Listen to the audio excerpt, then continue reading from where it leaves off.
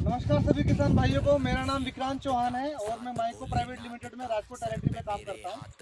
आज हम आए हुए हैं बोटाद जिले के नाना पालियात गांव में और यहाँ पर हमारे पालियात गांव के कुछ डीलर बंधु हैं जो खाद बीज का काम करते हैं। हम उनको अपना माइको कंपनी का डेमो 6056 दिखाने के लिए आए हैं। हमने 2 दिन पहले यहाँ पे क्रॉप शूट किया था। आज हम डीलर को अपना प्लॉट दिखाने के लिए आए हैं।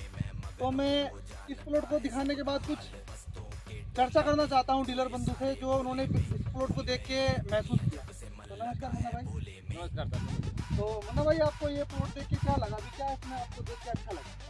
साहब आया मानो કે બે ત્રણ વેરાયટી આપણે પડકે લગાવેલી છે એમાં જે તમે આ 6056 નો જે ડેમો આપ્યો છે ત્યારે બધાય કરતા પ્લોટ સારો છે હાલ આપણે લાઈવ જોયું છે। આ બાજુ બીજો ભીંડો છે ને ઓલી બાજુ પણ બીજો ભીંડો છે એમાં અત્યારે માનો કે આમાં પાન પણ આ કમ્પ્લીટ ઝીરો થઈ ગયેલા છે પ્લસ સિંગ નજીક લાગે છે અને આ જે હાલ જે નો ફાલ એ પણ આમ ઘૂમસામાં બાટેલો અને તોડવામાં સિંગ પણ સરળ છે ને સારી છે।